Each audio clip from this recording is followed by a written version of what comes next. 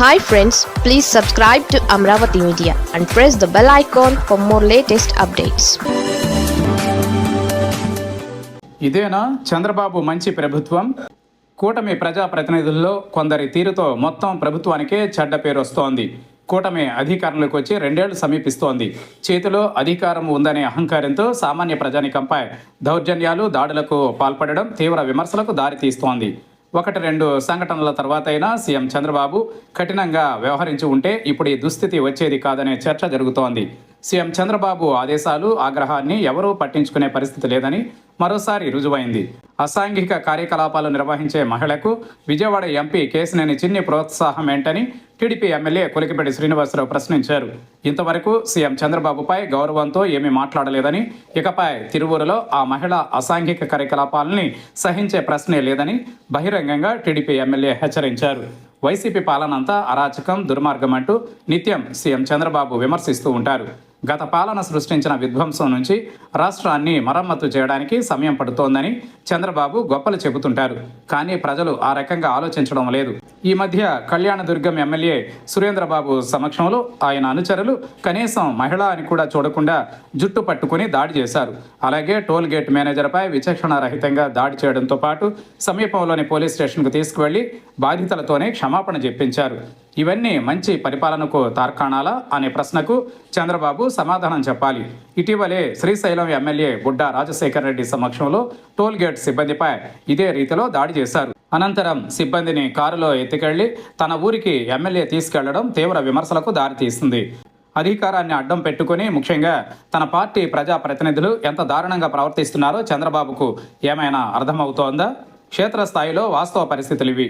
మరోవైపు వైసీపీ అరాచక పార్టీ, గొడ్డలి పార్టీ అంటూ చంద్రబాబు సహా మంత్రులు, టీడీపీ ఎమ్మెల్యేల విమర్శలు. చివరికి కూటమిలోని జనసేన, బీజేపీ కార్యకర్తలు, నాయకుల్ని కూడా టీడీపీ ప్రజా ప్రతినిధులు విడిచిపెట్టలేదు. తమను ప్రశ్నించారనో లేక ఆదాయానికి అడ్డొస్తున్నారనే కారణంతో జనసేన, బీజేపీ నాయకుల్ని వెంటాడి చితకబాదుతున్నారు. ఆ పార్టీల ద్వితీయ శ్రేణి నాయకుల ఇళ్లను సైతం కూల్చివేయడాన్ని నెల్లూరు, మచిలీపట్నం, శ్రీకాళహస్తి తదితర ప్రాంతాలలో అందరూ ఆశ్చర్యంతో చూశారు. టీడీపీ ప్రజాప్రతినిధులు చెప్పిందే వేదంగా నిబంధనల్ని పట్టించుకోకుండా అధికారులు సైతం అరాచకాలలో భాగస్వాములవుతున్నారు. అధికారాన్ని అడ్డుపెట్టుకుని కొందరు ఇష్టానురీతిలో ప్రవర్తించడాన్ని రాష్ట్ర ప్రజానీకం జాగ్రత్తగా గమనిస్తోంది. కళ్యాణదుర్గం, శ్రీశైలం ఎమ్మెల్యేల సమక్షంలో వారి అనుచరులు టోల్గేట్ సిబ్బందిపై దాడులు కేవలం వారికి మాత్రమే చెడ్డ పేరు తీసుకొస్తాయని అనుకుంటే పొరపాటు. ముఖ్యంగా చంద్రబాబు ప్రభుత్వానికి అప్రతిష్ట, చంద్రబాబు పాలనపై మచ్చ. వైసీపీని అరాచక పార్టీగా నిత్యం విమర్శించే చంద్రబాబు తన పాలనలో అంతకుమించి సాగుతున్న దాష్టికాల గురించి ఎందుకు పట్టించుకోవడం లేదన్న ప్రశ్న ఎదురవుతోంది. దీనికి మాత్రం టీడీపీ వైపు నుంచి మౌనమే సమాధానం అవుతోంది. అంతా మా ఇష్టం అనే రీతిలో కూటమి ప్రజాప్రతినిధులు వ్యవహరిస్తున్నారు. నరసరావుపేట, గుంతకల్లు, జమ్మలమడుగు తదితర ఎమ్మెల్యేల తీరు చాలు కూటమి పాలన ఏ రకంగా సాగుతుందో అర్థం చేసుకోవడానికి. చంద్రబాబు పట్టుపోయిందన్న అభిప్రాయం సర్వత్రా వ్యాపించింది. రోజులు గడిచే కొద్దీ అరాచకాలు, దౌర్జన్యాలు, దాడులు పెరిగేవే తప్ప తగ్గవనే చర్చకు తెరలేచింది. మాజీ మంత్రులు అంబటి రాంబాబు, జోగి రమేష్ నివాసాలపై దాడుల సంగతి ఏంటి? ఎమ్మెల్యే గల్లా మాధవి సారథ్యంలో మాజీ మంత్రి అంబటి ఇంటిపై 6-7 గంటలు ఏకధాటిగా దాడి జరిగితే కనీసం అడ్డుకునే ప్రయత్నం పోలీసుల వైపు నుంచి జరగకపోవడం ఏ పాలనకు నిదర్శనమో చంద్రబాబే చెప్పాలి. తిరిగి అంబటినే అరెస్టు చేసి రాజమండ్రి సెంట్రల్ జైలుకు పంపడం సుపరిపాలనకు నిదర్శనమా అనే ప్రశ్నకు పాలకులు ఆన్సర్ ఇవ్వాలి. మాజీ మంత్రి జోగి రమేష్ ఇంటిపై అందరూ చూస్తూ ఉండగా పెట్రోల్ బాంబు విసరడం అత్యంత దారుణమని ప్రజలు అనుకునే పరిస్థితి. వీటికి తప్పకుండా కూటమి ప్రభుత్వం మూల్యం చెల్లించుకోవాల్సి ఉంటుందనే మాట వినిపిస్తోంది.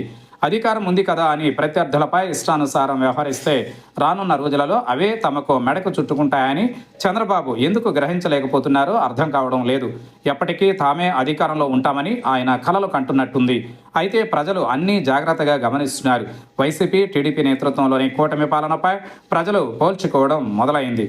మరో 3 ఏళ్లలో ప్రజలే తీర్పిస్తారు.